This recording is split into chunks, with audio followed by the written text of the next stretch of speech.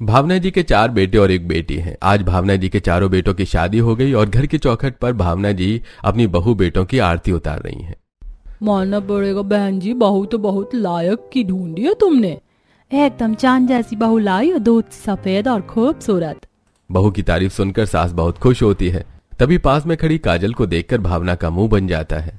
अरे ओ कलूटी, यहाँ क्या कर रही है? मेरी बहुओं पर तेरी परछाई पड़ जाएगी तो वो भी काली हो जाएंगी। समझ नहीं आता, जा यहाँ से। माँ, मैं तो बस भाभी का वेलकम करना चाहती थी। अरे रहने दो ना भाग्यवान, क्यों बेटी को ऐसे डांट लगाती हो? क्यों ना डांट लगाऊं? अपनी काली सूरत से सबका मूड खराब कर देती है, और वैसे भी शुभ काम में काली चीजें अच्छी नहीं होती। चौखट पर खड़ी चारों बहुएं सास की ये बात सुनकर बहुत दुखी हो जाती हैं कि क्यों भावना जी अपनी सगी बेटी को ही खरी खोटी सुना रही हैं, लेकिन नई होने के कारण कुछ कह नहीं पाती। वहीं भावना अपनी बहुओं की आरती उतार कर उनको घर के अंदर लाती है।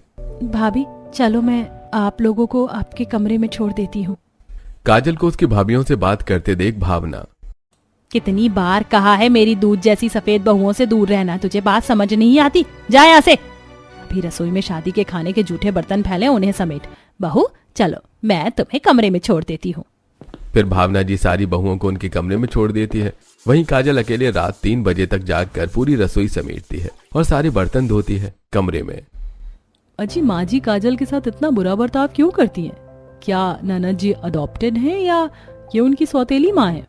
नहीं नहीं रीमा, कैसी बात करती हो? काजल हमारी सगी बहन है, लेकिन घर में सब गोरे हैं और वो सांवली है, इसलिए माँ उसे पसंद नहीं करती। अपनी ही औलाद से कौन इतनी नफरत करता है? ऐसे ही चारों बहुएं ये सोच के परेशान थी कि उनकी सास नंद के साथ इतना बुरा बर्ताव क्यों करती है। अगली सुबह जब सारी बहुएं अच्छे से तैयार होकर अपनी पहली रसोई की रस्म करने किचन में जाती हैं, जहां काजल ने पहले ही चाय नाश्ता बना दिया था। अरे ननद जी, आपने इतनी सुबह चाय नाश्ता बना भी दिया? हम है ना, आपने क्यों किया? कोई नहीं भाभी, ये तो मेरा रोज का काम है। चलो मिलकर नाश्ता टेबल पर लगा देते हैं। चारों भाभियां नंद का बनाया नाश्ता उठाकर टेबल पर रखने जाती हैं कि तभी सास वहां आ जाती है। अरे बहुओं, तुम क्यों काम करी हो? काजल कहाँ गई? तभी काजल वहां आती है। माँ, मैं अभी कर रही हूँ। हाँ, आ गई भाभियां, अब तो तेरे पर लग गए। बेटी, मेरे घर में काम चोरी नहीं चलेगी। काजल चुपचाप माँ की खरी खोटी सुनकर नाश्ता परोसने लगती है। सब नाश्ता करके अपने काम में लग जाते हैं। वहीं सास, बहुओं, आज तुम्हारी पहली रसोई है ना, तो बढ़िया से मन लगाकर खाना बनाना। ठीक है माँ जी। चारों बहुएं रसोई में खाना बनाने जाती हैं। वहीं काजल भी रसोई में भाभियों की मदद करने जाती है कि तभी भावना जी उस पर भड़क जाती हैं। अरे ओ कलूटी, कितनी बार मना करूं कि मेरी बहुओं से दूर रहा कर। तेरी काली परछाई भी नहीं पड़नी चाहिए मेरी दूध सी बहू पर। भावना चारों बहुओं के सामने जैसे काजल को सुनाती है, उसे बहुत बुरा लगता है और रोते हुए अपने कमरे में चली जाती है। माँ ने बचपन से मुझे प्यार नहीं किया, हमेशा सुनाती रही, लेकिन आज भाभी के सामने भी मेरी इज्जत नहीं रखी। कभी कभी तो लगता है कि मेरी सौतेली माँ है। काजल रोते और खुद से बात करते हुए कुछ पुरानी बातें सोचने लगती है। हॉस्पिटल के कमरे में भावना और जीवन के चारों बेटे खड़े थे। हॉस्पिटल के कमरे के एक वार्ड में भावना बिस्तर पर लेटी थी और पालने से नर्स एक नवजात बच्ची उठाकर भावना को देती है। मुबारक हो, बेटी हुई है आपको। बेटी के नाम से भावना बहुत खुश हो जाती है, लेकिन जैसे ही बेटी का चेहरा देखती है, उसकी खुशी गम में बदल जाती है। मेरे सारे बेटे गोरे हैं, मैं गोरी हूँ, मेरा पति गोरा है। ये काली कलूटी बेटी कहाँ से दे दी भगवान आपने? अरे वाह मम्मी, हमारे घर तो काली परी आई है। ये हमारी छोटी बहन काली परी है। क्या हुआ भाग्यवान, तुम खुश नजर नहीं आ रही? इतनी काली बच्ची देखकर मैं खुश होंगी? मुझे तो अब ऐसा लग रहा है भगवान ने 5वां बच्चा ना दिया होता तभी ठीक था। काजल ये सब सोच ही रही थी कि तभी उसके कमरे पर नॉक होता है। ननद जी, आप ठीक हो? हाँ भाभी, आओ, यहाँ क्या कर रही हो? जाओ यहाँ से, वरना माँ फिर से मुझे डांटेंगी। सॉरी अगर हमारी वजह से आपको माँ ने डांटा तो, लेकिन ऐसा ना कहिए, हमें बिल्कुल अच्छा नहीं लगता जैसे माँ आपसे बात करती हैं। चलो खाना बन गया है, खा लो। काजल भाभियों के नम्र बर्ताव से हल्का मुस्कुरा देती है और सभी के साथ खाने के लिए डाइनिंग टेबल पर बैठ जाती है। काजल, घर में और कोई काम नहीं है बेटा? यहाँ बैठने को किसने कहा? माँ, वो क्या? तेरी भाभियां काम करे और तू ऐसे बैठकर खाए, अच्छा लगता है? बहू तुम बैठो, खाना बनाकर थक गई होगी, ये काजल परोस देगी। जिसके बाद बहुओं के लाख कहने पर भी सास नहीं मानती और बहुएं सबके साथ बैठकर खाना खाने लगती हैं और काजल सबको खाना परोसती है। खाना तो बहुत ही स्वादिष्ट है बहू। वाह, ये दाल मखनी तो कमाल की बनी है। ये राजमा चावल भी कुछ कम नहीं है। मेरी बहुओं ने बनाया है ना, इसीलिए। सभी बहुओं के बनाए खाने की खूब तारीफ करते हैं और उन्हें पहली रसोई का नेक देते हैं। सभी खाने के बाद उठकर चले जाते हैं और जब बहुएं बर्तन बटोरने लगती हैं तो बहू तुम क्यों कर रही हो ये सब? काजल कर देगी। अरे ओ कजरी कहाँ है? जल्दी आ और ये बर्तन बटोर। माँ भूख लगी है, सुबह नाश्ता किया था ना, कितना भी खा ले कम ही रहता है। एक तो ये काली, और अगर खा खा कर मोटी हो जाए तो और शादी के लिए आफत। काजल को माँ की बातों से बहुत दुख पहुंचता है। वहीं सारी बहुएं सास के सख्त स्वभाव के कारण कुछ कर नहीं पाती। काजल बिना खाए काम में लग जाती है। ऐसी दिन बीतते हैं। भावना जी का बिहेवियर उनकी बेटी के लिए बिल्कुल भी अच्छा नहीं था, जिसके कारण बहुओं को काजल के लिए बहुत बुरा लगता था। एक दिन बड़ी भाभी कविता तैयार हो रही होती है, तभी काजल उसके कमरे में जाती है। क्या हुआ ननद जी? कुछ नहीं भाभी, आपके प्रेस किए हुए कपड़े देने आई थी, ये लो। थैंक यू, लेकिन क्या जरूरत थी ये करने की? मैं खुद कर लेती। भाभी ये तो मेरा काम है। काजल इतना कहकर तैयार हो रही कविता को देखने लगती है और बेड पर पड़े उसके मेकअप को छूकर देखने लगती है। ननद जी आपको जो पसंद हो आप ले सकती हो इसमें से। नहीं भाभी मैं नहीं ले सकती, ये आपका है ना। कविता काजल को जबरन अपना मेकअप बॉक्स पकड़ा देती है और जब काजल वहां से जाने लगती है, भावना काजल के हाथ में मेकअप बॉक्स देखकर भड़क जाती है। मेरी बहुओं का मेकअप छूने की तेरी हिम्मत कैसे हुई कलूटी? अरे इस कोयले जैसे चेहरे पर तू कितना भी मेकअप लाली लिपस्टिक लगा ले, काली ही रहेगी। ला यहाँ बहू का मेकअप बॉक्स। भावना काजल से मेकअप बॉक्स छीन लेती है और कविता को वापस कर देती है। ये तो मैंने अपने मन से दिया था काजल को, माँ जी को ऐसा नहीं करना चाहिए था। जिसके बाद कविता अपनी बाकी देवरानी जिठानी के पास जाती है और उन्हें सारी बात बताती है। पता नहीं माँ जी को काजल दीदी से इतनी दिक्कत क्यों है, वो बेचारी कितनी सीधी और शांत है। यार मुझे ना अच्छा नहीं लगा, माँ जी ने काजल से मेकअप का बॉक्स जब वापस ले लिया। चले देने। हाँ दीदी चलो। चारों देवरानी नंद के कमरे में जाती हैं, जहाँ काजल अभी भी रो रही थी। अब फिर से मुझे माँ से डांट खिलाने आई हो आप लोग? प्लीज जाओ यहाँ से, वरना माँ देख लेंगी तो डांटेंगी। ननद जी आप हमसे गुस्सा मत हो, माँ जी आपके साथ जैसा व्यवहार करती है हमें अच्छा नहीं लगता। इतनी हमदर्दी मत दिखाओ भाभी, रहने दो। हम तुम्हारे लिए ये मेकअप बॉक्स लेकर आए थे। मुझे कुछ नहीं चाहिए, आप लोग बस जाओ यहाँ से। काजल भाभियों से मेकअप बॉक्स लेने से मना कर देती है, लेकिन कविता फिर भी वो मेकअप बॉक्स वहीं रखकर वहां से चली जाती है। ऐसे ही दिन बीत रहे थे। एक दिन घर का सारा काम हो गया, बस पोछा लगा देती हूँ फिर आराम करूंगी। रीमा जैसे ही पोछा लगाने जाती है, सास देख लेती है। अरे कजरी कहाँ मर गई, जल्दी आ। क्या हुआ मम्मी?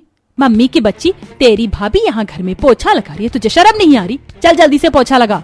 नहीं माँ जी रहने दो, मैं लगा लूंगी। ऐसे कैसे तू पोछा लगाएगी? इतनी गोरी चिट्टी है, घर की धूल मिट्टी से स्किन टैन हो जाती है, ये कल्लू कर लेगी। ऐसे भी काली चमड़ी पर धूप धूल मिट्टी कुछ भी असर नहीं करता। चल जल्दी पोछा लगा। अब काजल पूरे घर में पोछा लगाने लगती है। उसके बाद छत पर जाकर पूरी छत धोती है। जब से भाभी आई है माँ ने तो और भी ज्यादा जीना हराम कर दिया है। अरे माँ मुझे प्यार नहीं करती ठीक है, लेकिन भाभी के सामने डांटती है तो अच्छा नहीं लगता। सारी भाभियाँ जानबूझकर अच्छा बनने की एक्टिंग करती है बस। माँ के कारण काजल के मन में भाभियों के लिए थोड़ी बहुत नफरत पैदा होने लगी थी। वहीं चारों भाभियां अपनी नंद को समझने की कोशिश कर रही थी। चारों काजल के बारे में बहुत सोचती हैं, लेकिन काजल वो तो उन्हें बुरा मान बैठी थी। एक दिन पड़ोसन कमला घर आती है। अरे ओ भावना बहन कहाँ हो? आओ आओ कमला, कैसे आना हुआ? थोड़ी चीनी चाहिए थी। अरे ओ कल्लो कहाँ मर गई, जल्दी आ, तेरी भावना काकी को चीनी दे दे। तभी तान्या बाहर आती है। लाओ माँ जी मैं दे देती हूँ चीनी, काजल सोई हुई है। तान्या पड़ोसनों को चीनी लाकर देती है। फिर पड़ोसन वहां से चली जाती है। वहीं काजल सो रही है। ये सुनकर भावना जी का दिमाग और गर्म हो जाता है। अभी बताती हूँ इस लड़की को, दिन में सो रही है और भाभियाँ किचन में पसीना बहा रही। अगर मेरी बहुओं के गोरे रंग को कुछ हुआ तो इसकी चमड़ी निकाल लूंगी। इतना कहकर भावना काजल के कमरे में जाती है और उस पर एक बाल्टी पानी डाल देती है। ये किसी टॉर्चर से कम नहीं था। माँ माँ माँ की बच्ची, वहाँ तेरी भाभी रसोई में लगी है और तू है कि यहाँ चैन की नींद सो रही है। जा जाकर काम कर। काजल जल्दी से उठकर रसोई में जाती है और सारा काम निपटाने लगती है। क्या हुआ ननद जी, आप ऐसे भागकर क्यों आ रही हैं? आप लोग जाओ यहाँ से, मैं सब कर लूंगी। काजल चारों भाभियों को रसोई से बाहर जाने को कह देती है और सारा काम खुद ही करती है। ऐसे दिन बीतते हैं और काजल दिन पर दिन और उदास और अकेली होती जाती है। एक दिन जब चेतना मशीन में कपड़े लगाने जा रही थी। भाभी आप रहने दो, मैं लगा दूंगी। मैं कर लूंगी काजल, तुम परेशान मत हो। मुझे डांट खिलवाना चाहती हो आप? नहीं तो जाओ यहाँ से। फिर काजल सारे कपड़े मशीन में धुलने डाल देती है और अपने कपड़े हाथ से धोने लगती है। तुम हाथ से कपड़े क्यों धो रही हो? मशीन में डाल दो, लाओ मैं डाल देती हूँ। इसके कपड़े कितने गंदे रहते पता है, धुलने से हाथ से, वरना मिर्च मसाले और धूल मिट्टी के दाग हमारे कपड़ों में भी लग जाएंगे। ये सुनकर चारों बहुएं शॉक हो जाती हैं। आखिर कोई भी माँ अपनी बेटी के साथ इतना भेदभाव कैसे कर सकती थी। वहीं शाम में जब चारों बहुओं के पति आते हैं तो बहुएं उनसे बात करती हैं। अजी माँ जी काजल से इतना बुरा बर्ताव क्यों करती हैं? क्या ये अडॉप्टेड है? नहीं नहीं, काजल हमारी सगी बहन है, लेकिन माँ बचपन से ही उसे पसंद नहीं करती। हम केयर भी करते उसकी, तो माँ हमसे कहती उसे दूर रखो। ये तो बिल्कुल सही नहीं है। दूसरी बहू के कमरे में माँ जी रोज ननद जी को इतनी बातें सुनाती है, हमें बिल्कुल भी अच्छा नहीं लगता। हम तो बचपन से देखते आ रहे हैं ये सब। माँ ने काजल को कभी प्यार नहीं किया, न उसके पसंद का कुछ दिलाया। माँ ननद जी के साथ बिल्कुल ठीक नहीं करती, अब हमें ही कुछ करना होगा। ऐसी सारी बहुएं अपने पति से बात करती हैं और सभी का यही कहना था कि हम हेल्पलेस हैं, हम काजल और माँ के बीच में नहीं बोल सकते। वहीं अगले दिन जब चारों बहुएं साथ में बैठी होती हैं, मुझे लगता है अब हमें ही कुछ करना होगा ताकि सब ठीक हो। माँ जी जैसा बर्ताव काजल के साथ करती हैं, इससे काजल अंदर से टूट रही है। क्यों ना हम ननद जी की पसंद नापसंद पता करें, जो उन्हें अच्छा लगे वो करते हैं।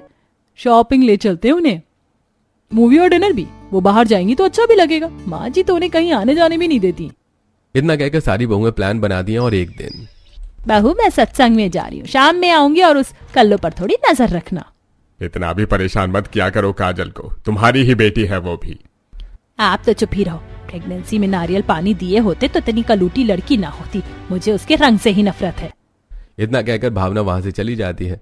वहीं जब ससुर जी भी बाहर टहलने चले जाते हैं, चारों भाभियां अपनी नंद के कमरे में जाती हैं। अब किस काम से आई हो आप यहाँ? या आज भी मुझे डांट खिलानी है? नहीं, आज हम किसी और पर्पज से आए हैं। जिसके बाद चारों बहुएं अपनी नंद को रीमा के कमरे में ले जाती हैं और उसके हेयर में मास्क लगाकर छोड़ देती हैं। कुछ टाइम बाद एक बड़ी सी वॉश बेसिन पर उसका हेयर वॉश करती हैं, जिसके बाद रीमा काजल का क्लीन अप करती है और चेतना और तान्या काजल का मैनिक्योर पेडिक्योर करती हैं। भाभी आप लोग ये सब रहने तो कोई फायदा नहीं है। मैं काली तो काली ही रहूंगी। एक बार खुद को आईने में देखो तब पता चलेगा। काजल जैसे ही अपने आप को आईने में देखती है, रंग तो उसका पहले जैसा ही था, लेकिन वो पहले से सुंदर लग रही थी। ये मैं हूँ? ऐसा लग ही नहीं रहा। अभी तो बहुत कुछ बदलना बाकी है। हाँ देखती जाओ। इससे पहले कि बाकी बहुएं कुछ कहें, भावना जी वहां आ जाती हैं। ये यहाँ क्या हो रहा है? कुछ नहीं माँ जी, हम तो काजल को यहाँ अपना कमरा ठीक करवाने के लिए लाए थे। काजल जल्दी से मेरा कमरा साफ कर दो और फिर कबर्ड भी साफ करना है। अब सही है, मेरी गोरी चिट्टी बहुओं को थोड़ी भी परेशानी नहीं होनी चाहिए। काजल तेरी वजह से बता रही हूँ। भावना वहां से चली जाती है। भाभी मुझे लगा आप लोग मेरा बुरा चाहती हैं। सॉरी, आप चारों तो बहुत अच्छी हैं। तुम चिंता मत करो, हम है ना, सब सही होगा। अब चारों भाभियां अपनी नंद को गले से लगा लेती हैं। अब जब भी भावना जी कमरे में होती या किसी काम में बिजी होती तो चारों बहुएं चोरी छुपे काजल की मदद किया करती। ऐसे ही एक दिन जब सास अपने मायके गई थी। आज तो पूरा दिन फ्री हैं। क्यों, कहीं जाना है क्या? हमारी प्यारी ननद को शॉपिंग कराने। फिर रीमा और बाकी बहुएं काजल को शॉपिंग पर ले जाती हैं और उसे अच्छी अच्छी कुर्तियां और सूट दिलाती हैं। वाह, ये कुर्ती कितनी अच्छी है, देखो तो काजल, तुम पर बहुत जचेगी। भाभी ऑलरेडी इतने सारे कपड़े ले लिए, और लेकर क्या करोगी? पहनोगी और क्या करोगी? ले लो। चलो चलो, अभी सैंडल्स भी लेनी है। फिर चारों बहुएं काजल को सैंडल शॉप पर ले जाती हैं और उसकी अच्छी सी जूती और हील्स दिलाती हैं। ये देखकर काजल रुआंसी हो जाती है। तुम रो क्यों रही हो काजल? कभी मम्मी पापा ने भी मेरे लिए इतना नहीं किया जितना आप लोग मेरे लिए करते हो। मुझे मान दे रही हो। तुम भी तो इतनी प्यारी हो, कैसे हम तुम्हारे लिए कुछ ना करें? चारों भाभियां काजल का खूब ख्याल रखती हैं। चारों काजल को शॉपिंग कराती हैं और उसे ढेर सारे स्किन केयर प्रोडक्ट भी दिलाती हैं। चलो अब शाम हो गई है, माँ जी के आने का समय हो गया, हम भी घर चलते हैं। चारों जल्दी जल्दी घर आती हैं। तब तक भावना घर आ चुकी थी। कहाँ गई थी तुम चारों काजल को लेकर? वो माँ जी, हम काजल को लेकर राशन का सामान लेने गए थे। ये ऐसी लायक है। काजल जा आप चाय बना ला। बहू ऐसे ही इससे काम निकलवाया करो, इसे सिर पर चढ़ाने की कोई जरूरत नहीं है। जी माँ जी, मैं रसोई में सामान रखाती हूँ। खुद जैसी हो वैसी ही बहुओं को भी बना दो। वहीं तान्या रसोई में जाकर चाय बनाने लगती है। सारी बहुएं अब जितना हो सके सास की चोरी से काम करती और काजल को रिलैक्स रहने देती। जिससे अब काजल का रंग तो नहीं बदला था, लेकिन उसकी गड़न पहले से अच्छी हो गई थी। सांवली होने के बावजूद वो अट्रैक्टिव लगने लगी थी। काजल, माँ जी कमरे में सो रही हैं, तुम फेस पर ये मुल्तानी मिट्टी का पैक लगाकर आराम करो, इससे स्किन अच्छी रहेगी। कविता काजल को पैक देकर चली जाती है और काजल पैक लगाकर आराम कर ही रही होती है कि तभी वहां भावना आ जाती है। वहाँ भाभियां घर का काम कर रही हैं और ये महारानी मजे से फेस पैक लगाकर सोई है। अरे ओ कल्लो, कितना भी कुछ लगा ले, तेरा ये काला रंग धुल नहीं जाएगा, जैसी है वैसी रहेगी, ऐश्वर्या राय नहीं बन जाएगी। इस तरह भावना एक बार फिर काजल को बहुत सुनाती है। अब तो तेरी शादी करा देना ही बेहतर है, बड़े पर निकल रहे हैं, और ये जो आए दिन नए नए कपड़े पहन रही है कहाँ से आ रहे हैं? तब तक चारों बहुएं वहां आ चुकी थी। माँ जी, ये कपड़े हम चारों की शादी के पहले के हैं, तो मैंने सोचा कि फेंकने से अच्छा हम काजल को दे देंगे तो ये पहन लेगी। बहुत अच्छा किया, वैसे भी इसे नए कपड़े पहनकर करना ही क्या है। फिर भावना वहां से चली जाती है। भाभियां कितना भी काजल के लिए कुछ अच्छा सोचें, सास हमेशा पानी फेरने के लिए बैठी थी। एक दिन, अजी ये लो मीठा खाओ। ये किस खुशी में? आज मेरी टेंशन दूर हो गई। हमेशा आपको और मुझे टेंशन रहती थी ना कि काजल को कोई अच्छा घर नहीं मिलेगा, कौन उससे शादी करेगा। हाँ तो क्या हुआ? वो पड़ोसन राशि है ना, उसके बुआ के बेटे का बेटा है, अच्छा घर खानदान, इकलौता लड़का है। राशि बता रही थी कि वो लोग लड़की ढूंढ रहे हैं, अच्छी संस्कारी और गुणी लड़की की तलाश है। आपको तो पता है हमारी काजल कितनी गुड़ी है, तो मैंने रिश्ते की बात कर दी। उन्हें फोटो में काजल पसंद आई है, वो बस मिलकर बात करना चाहते हैं। अरे वाह, बहुत अच्छी बात है ये। माँ जी काजल के लिए इतना अच्छा सोच सकती है, मैंने तो कभी सोचा भी नहीं था, मैंने भी कभी उम्मीद नहीं की थी। माँ इतनी भी बुरी नहीं है। सभी बात कर रहे थे कि तभी वहां भावना आती है। मेरी बेटी है, मैं उसका बुरा सोच भी नहीं सकती। हाँ मैं सख्त हूँ ताकि बच्ची गलत राह पर ना जाए। चलो अब कल लड़के वाले आने वाले हैं तो तैयारियों में लग जाओ। रिश्ते के नाम से काजल भी खुश थी। अब मायके में परेशान नहीं होना पड़ेगा। घर में लड़के वालों के आने के नाम से तैयारियां जोर शोर से चल रही थी। अगले दिन काजल जल्दी उठकर लड़के वालों के लिए नाश्ता और खाना भी तैयार करती है और कुछ समय बाद लड़के वाले घर आते हैं। एक नौकरानी जैसी दिखने वाली औरत और एक आधा गंजा आदमी, साथ में एक लड़का था जिसने मैले कपड़े पहने थे और बिखरे बाल थे। माँ जी ये कौन है? अरे कहाँ घुसे चले आ रहे हो? ये घर सभी लोगों का है, भिखारियों का नहीं। भीख चाहिए तो बाहर से मांगना होता है। तभी सास दौड़कर वहां आती है। हटो बहू, ये क्या कर रही हो? ये हमारे होने वाले समधी समधन है। नमस्ते जी, आइए आइए। भावना सभी को घर में लाकर बिठाती है। ये कैसे लोगों को घर बुलाया है माँ? पागल हो गई है तेरी माँ। भावना तीनों को घर में बुलाती है और काजल को चाय नाश्ता लाने के लिए कहती है। काजल चुपचाप सभी के लिए चाय नाश्ता लेकर आती है और लड़के वालों की शक्ल देखकर ही उदास हो जाती है। कैसी बेटी है तुम्हारी, नमस्ते भी नहीं किया। अरे तुम्हारी काली है बेटी, लेकिन चल जाएगी, काम काज तो कर लेती है ना, इतना काफी है। देखो भाई, आप उनके माता नहीं है, पहले बता दे रहा है, तो आप उनसे ये उम्मीद मत करना कि मैं तेरी बेटे को ले जाकर कमा कर खिलाऊंगा या ख्वाहिश पूरी करूंगा, बिल्कुल नहीं। अरे अरे आप लोग उसकी चिंता ना करो, मेरी बेटी सब कर लेगी, अकेले ही काफी है वो। ये माँ जी का दिमाग खराब हो गया क्या? क्या कर रही है ये? आप लोग कुछ कहेंगे या मैं कहूँ? तभी सौरभ पांडु का कॉलर पकड़ लेता है। न जाने कहां के भिखारी पकड़ लाई हो मां आप। अब तक जो हुआ हमने बर्दाश्त किया, आपने काजल के साथ जो भी बर्ताव किया, लेकिन हम अब एक नहीं सुनेंगे आपकी। जिसके बाद चारों बेटे और बहुएं घर आए लोगों को धक्के मारकर बाहर निकाल देते हैं। अपन देख लेगा तेरे को, आइंदा यहां आया ना तो तेरी हड्डियां चूर चूर करके भेजूंगा। वहीं सबके जाने के बाद मैंने कभी आपसे ये उम्मीद नहीं की थी माँ जी कि आप काजल से इतनी नफरत करती हैं कि आप उसको नरक में भेजने को तैयार हो गई। सब मेरी गलती है, मैंने कभी भावना के आगे कुछ बोलने की कोशिश नहीं की, उसी का नतीजा है ये सब। लेकिन अब और नहीं, अब हम काजल के लिए रिश्ता देखेंगे और काजल को अब किसी चीज से डरने या परेशान होने की जरूरत नहीं है। अरे जाओ जाओ, बड़े आए इन कलमुही की वकालत करने। मैं अभी तो देखूं कौन पूछेगा इस काली को, न रंग है न सूरत, नौकरी तो मिलने से रही से, कौन बनाएगा इसे घर की बहू। भावना जी के मन में जो आ रहा था वो बोली जा रही थी। तभी जीवन भावना को एक जोरदार चांटा मारते हैं। जैसे भी है वो हमारी बेटी है, तुम्हें उल्टा बोलने का हक नहीं है। उस दिन के बाद भावना से घर वालों ने बात करना ही बंद कर दिया। वहीं सारी बहुएं और बेटे मिलकर भावना के लिए रिश्ता खोजने लगते हैं। फिर एक दिन कविता बहू को उसके भाई का फोन आता है। क्या बात है रजत, आज इतने दिनों बाद तूने फोन किया। कभी अपनी दीदी की याद तो आती नहीं होगी? आती है दीदी, बहुत याद आती है, लेकिन काम रहता है, क्या करूं, इसलिए नहीं फोन कर पाता। आज संडे था तो सोचा बात कर लूं। मस्का मारना बंद कर, क्या काम है वो बता। वो दीदी, मुझे माँ ने बताया कि आप लोग काजल के लिए रिश्ता देख रहे हो। हाँ क्यों? मुझे काजल बहुत पसंद है। जब मैंने आपकी शादी में उसे देखा था तब से। Are you sure? तुझे उसके रंग से कोई प्रॉब्लम नहीं है? क्योंकि कल को अगर तूने कहा कि मेरी ननद ऐसी है वैसी है तो तुझे छोड़ूंगी नहीं। नहीं दीदी, मैं तो बस यही कहूंगा कि आपकी नंद देवी है, अब करवा दो शादी। रजत की बात सुनकर कविता हंस पड़ती है। मैं बात करती हूँ घर पर। जिसके बाद फोन कट जाता है और कविता अपने पति और बाकी घर वालों को सारी बात बताती है। यह सुनकर सभी बहुत खुश होते हैं। वाह भाभी, ये तो बहुत अच्छी न्यूज है। हमारी काजल को अच्छा लड़का मिल जाए, हमें और क्या चाहिए।